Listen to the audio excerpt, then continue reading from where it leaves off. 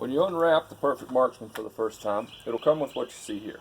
You've got zip ties for attaching to your particular setup. You've got your machine, your pump. You've got some spare parts in case you figure out a way to pop something. You've also going to have some literature. That literature is going to have instructional videos as well as the directions themselves. But it's going to strongly encourage you to get a feel for how this thing works. There's enough to concentrate on when you go to the range to keep yourself and the ones around you safe. Having to figure out how to use this thing right before you do live rounds is not something you need to be focused on. You need to practice at home. You need to practice with dry fire. You need to get a feel for your particular trigger before you go to the range to try live rounds. Let's go over to the gun rest and I'll show you how I set mine up. I like to take my zip ties and place them on the rails that run parallel to the gun. These zip ties should be attached to your firm tubing, but not so tight to prevent adjustment.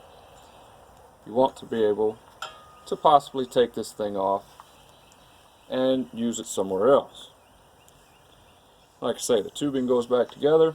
We want to adjust it left and right such that the trigger guard will support this side of the machine and the tubing can support the outside of the machine. Again, leave your zip ties loose enough so that they can adjust, so that you can find the right combination for any of your firearms. If you prefer to use a sandbag and bipod setup, attaching the Perfect Marksman is as easy as this. We're going to accomplish the exact same result. It's important to note, however, that no matter what setup you're using, whether you're using sandbags or you're using a gun rest, we don't want our rifle to end up on the ground. I suggest bungee cords, maybe some sandbags behind the butt of your gun. There's a million combinations of tables, setups, and rifles, so it will be up to the user to understand how to properly account for recoil when attempting a remote trigger actuation. I believe that one of the most effective and available products to use with the Perfect Marksman is the lead sled. So I'm going to go over how I set up my apparatus to account for recoil. First, I take a ratchet strap, make a nice firm anchor to my table. Then I'm going to take a bungee cord and I'm going to attach it to that anchor. This is going to allow for a recoil absorption. We don't have to lock our gun down in a vise and damage the action during heavy recoil. Finally, we're going to take our rifle,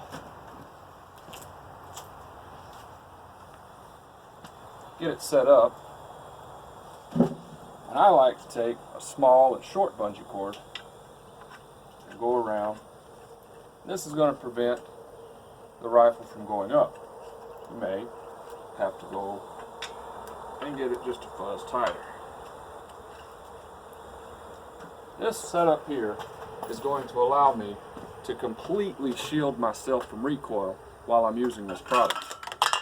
And with a setup like this, we're going to have ease of access to our final adjustments, double checking everything, and it's going to work perfectly.